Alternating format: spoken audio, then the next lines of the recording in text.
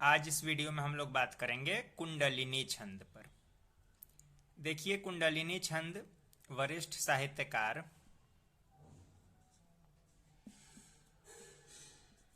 ओम Nirav sir का बनाया हुआ छंद है। उन्होंने सृजन किया है इसका। आज से लगभग 6-7 साल पहले उन्होंने इस छंद के बारे में जानकारी दी थी। उनका ग्रुप है कविता लोक नाम से, साहित्य लोक नाम से, ऐसे अनेक उनके फेसबुक ग्रुप हैं, हम भी उनके मेंबर रहे हैं। तो उस समय हम लोग जब साथ में अभ्यास करते थे, उसी समय मुझे इस कुंडलिनी छंद की जानकारी हुई जो ओम नीरव सर ने सृजित किया था। आज इस वीडियो में हम लोग इसी कुंडलिनी छंद पर बात करेंगे।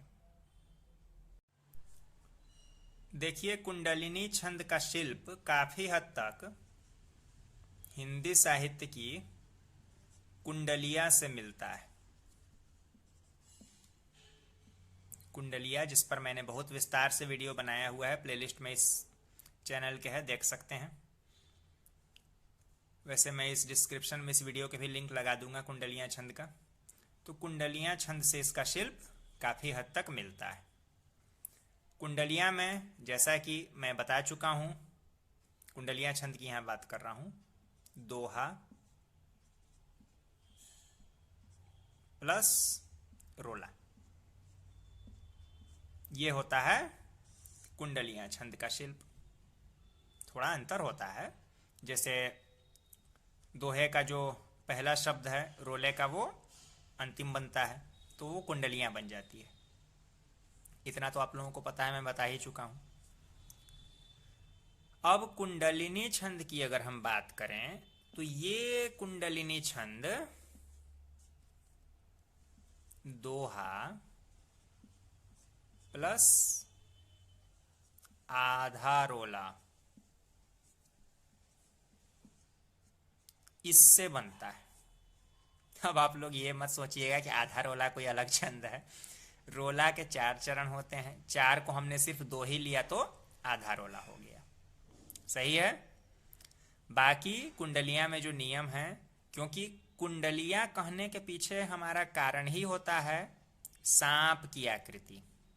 जब सांप फन काढ़ के जब बैठता है तो उसका पूंछ और फन लगभग एक ही सीध में हो जाते हैं, और उसको सांप का को कुंडली मार के बैठना उसको कहा जाता है।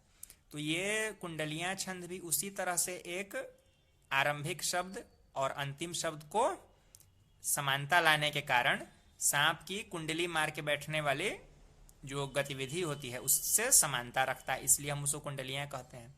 अब कुंडलिनी छंद भी उसी से चूंकि मिलता जुलता है कुंडलियां से, तो इसमें भी वही नियम रहेगा, पहला शब्द और अंतिम शब्द या शब्द युग्म समान होगा। अभी उदाहरण देता हूं, पहले इतना समझ लीजिए। लेकिन कुंडलियां से इसमें अंतर यह है कि आधा ही रोला रहेगा। आइए अब उदाहरण दे दिया जाए। हाँ, दोहा रोला का शिल्प जरूर देख लीजिएगा अगर नहीं आता है तो। इस वीडियो के डिस्क्रिप्शन में मैं कुंडलियां, दोहा, रोला तीनों वीडियो छंदों के अपने वीडियो का लिंक लगा दूंगा। आइए अब उदाहरण देख लिया जाए कुंडलियां का, कुंडलिनी का। हाँ जी, यहाँ देखिए कुंडलिनी छंद का उदाहरण। पीते हैं जो अश्रु को बन जाते पाषाण, बंधक होते देह में वैसे नर के प्राण। वैसे नर के प्राण सदा इस जग में जीते, मुस्कानों की घूंट रात दिन हैं जो पीते। अब इस छंद पर आप लोग ध्यान दीजिए। 4 पद हैं। पहले 2 पद दोहा, जैसा मैंने अभी बताया। अगला 2 पद आधा रोला, यानी रोला के 2 ही पद हमने लिए, 2 और नहीं लिया। पहला शब्द अंतिम शब्द समान है। कुंडलियां छंद का एक और लक्षण होता है कि जो चौथा चरण उसका होता है, पहला, दूसरा, तीसरा और ये चौथा, वही सेम टू सेम उसका 5वां चरण भी बन जाता है। यहां भी वही किया, इसलिए हमने कहा कुंडलिनी छंद कुंडलियां से काफी समानता रखता है। और अब इस छंद को आप लोग समझिए, जो नए लोग हैं उनके लिए बता रहा हूं। पहली 2 पंक्तियों में कहा गया जो अश्रुओं को बराबर पीते हैं वो पत्थर समान हो जाते हैं और उनके प्राण उनकी अपनी ही देह में बंधक जैसे हो जाते हैं। अब इस बात को हमने अगले में उस बात का उपचार बता दिया।